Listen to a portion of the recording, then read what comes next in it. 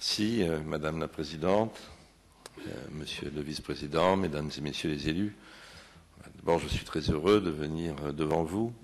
Vous parlez déjà de l'opération dans laquelle je suis arrivé il y a maintenant 2 mois. Et comme vous l'avez dit, Madame la Présidente, en reprenant la suite du travail très en profondeur qu'a accompli pendant 2 ans Jean-Louis Subilo, et à l'issue duquel un programme a été établi que nous allons vous présenter, mais qui a déjà été travaillé avant que je ne sois là. Et donc nous allons revenir d'abord par une présentation assez rapide de l'état des comptes, cet état des chiffres qui souligne ce que vous venez de dire sur l'état du marché immobilier et sur la reprise qui a été constatée, qui fait que aujourd'hui, eh bien, des affaires ont repris sur Euralil et quelques ventes significatives s'y sont déroulées ces derniers temps, qui donnent d'autant plus l'obligation de continuer le développement de ce projet. Donc, vous avez là le plan d'ensemble d'Euralil, de ces 3 ZAC, la ZAC Euralil 1, du Centre international d'affaires des gares, la ZAC Euralil 2, et puis la Porte de Valenciennes. Donc, ce sont 3 ZAC qui font l'ensemble de l'opération d'Euralil. Au total, 924 000 m² de programme, et dont aujourd'hui, 841 000 ont été déjà réalisés ou en cours de réalisation, ce qui représente 91%. Donc oui, de ce point de vue-là, nous sommes à la fin du programme d'ensemble d'Euralil. Il en reste 80 000 à peu près, d'où ce besoin aussi de renouveler les conditions de cette opération. Alors, si on en vient à la ZAC du Centre international des affaires, les chiffres d'ensemble, c'est 679 500, et le niveau de réalisation, là, est de 97%. Donc vous voyez qu'on est là vraiment sur la terminaison de l'état actuel du Centre international des affaires et qu'il nous faut renouveler les conditions de son développement. Vous avez les quelques points rouges que vous voyez, les points rouges que vous voyez sont les opportunités sur la Madeleine et sur l'île sur lesquelles la construction est encore possible. Je ne vous détaille pas la ventilation du programme, vous le voyez sur ce tableau et vous le voyez sur le plan guide qui vous a été distribué, sur lequel chacune des opérations est énoncée avec ses conditions, son programme et ses conditions de réalisation. Donc, Euralil 3000, je ne vais pas reprendre ce que vous avez déjà dit sur l'ambition de cette opération, ce thème général de la ville intense, en même temps de la nécessité de corriger quelques dysfonctionnements, d'améliorer la qualité de vie, des aménités urbaines, comme l'on dit, et accompagner ce renforcement des gares, pour lequel d'ailleurs la communauté a pris l'initiative d'un travail partenarial avec l'ensemble des acteurs concernés. Tout ça dans un concert des grandes métropoles européennes. Alors je pense que cette idée, c'est, bien sûr, il ne s'agit pas de remplacer, il s'agit de poursuivre le développement d'Euralil, le développement du tertiaire supérieur, et pour ça, il faut encore de nouveaux bâtiments, des bâtiments hauts, des bâtiments aux normes internationales. Il faut aussi de l'habitat, et en même temps, il faut renouveler le projet sur lui-même, ce projet qui a déjà 20 ans, et qui a besoin d'une seconde vie. C'est pour plus d'urbanité, c'est-à-dire il faut pouvoir s'occuper un peu plus des rez-de-chaussée, des espaces publics, des commerces, de ce qui se passe en bas. Ça n'est pas contradictoire. Encore une fois, il ne faut rien enlever. Il faut la hauteur et les rez-de-chaussée. Il faut les immeubles de bureaux et les commerces. Il faut la fonctionnalité et la qualité d'usage. Alors tout ça, c'est déjà largement entamé et les opérations qui se sont déroulées ces dernières années le démontrent. Pour ce faire, plusieurs études ont été engagées qui sont énoncées sur ce plan. Sur Chaude-Rivière, nous allons y revenir chacune. Sur le secteur central, ce qui est bordé en violet.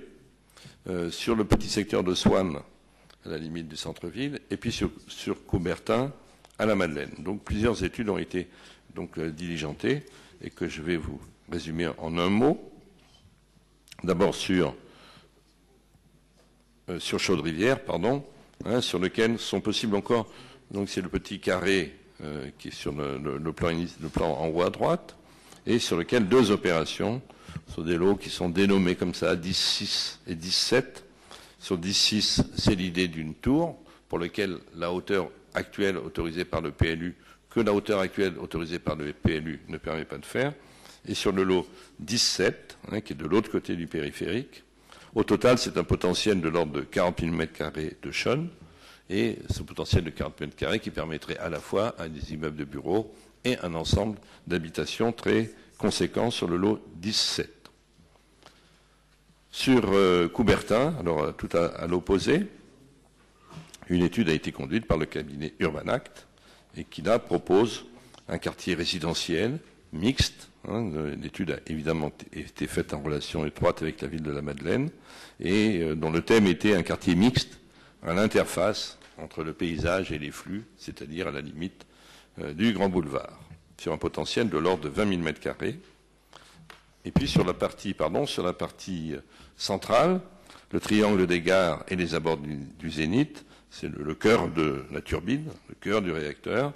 L'étude qui va vous être présentée tout à l'heure par Isabelle Menu et qui révèle un potentiel de 45 000 m², mais qui est un potentiel là qui demande un effort de conception, de réflexion technique et de travail qui est très important. Ainsi, au total, sur l'ensemble de la ZAC, du Centre international des affaires, eh bien, il y a une capacité de développement de l'ordre de 105 000 m², en même temps que tout le secteur qui est en jaune, c'est le secteur sur lequel la reprise, enfin le travail sur l'espace public, sur le lien entre l'ensemble de ces opérations, sur les rez-de-chaussée d'immeubles, c'est le secteur sur lequel ces travaux sont très utiles, très importants à développer. Voilà, et donc pour vous expliquer plus en détail ce secteur central, eh bien, je crois, Madame la Présidente, que je passe la parole à Isabelle Menu. Je pense qu'elle est là. Bonjour. Oui, bonjour Isabelle, allez-y. Oui. Je me permets de rester debout parce qu'un projet, ça se vit aussi. Comme vous voulez, comme vous le sentez. Donc, cette étude nous a été confiée. On n'est jamais seul. On a travaillé aussi avec des bureaux d'études, un paysagiste, le paysagiste de Bruno Tannant, donc de TN+. On a vérifié la faisabilité structurelle et économique des propositions avec le groupement IOSIS et sur les déplacements, la mobilité avec le groupe Aegis. Alors je vais tenter de vous présenter un projet assez complexe qui est très prospectif en 10 minutes.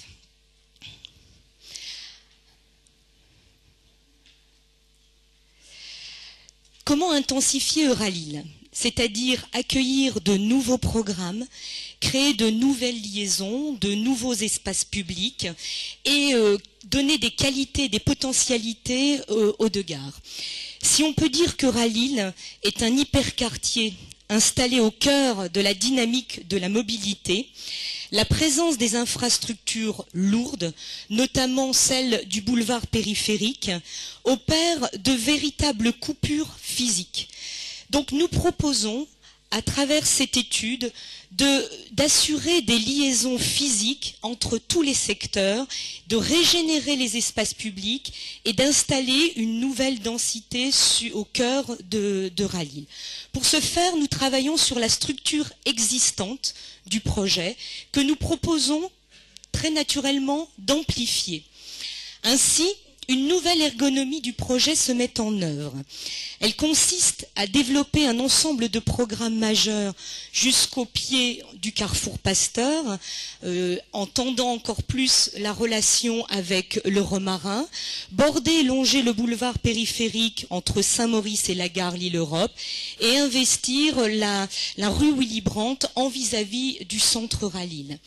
Ce qu'il y a aussi comme nécessité de créer une nouvelle skyline amplifiée.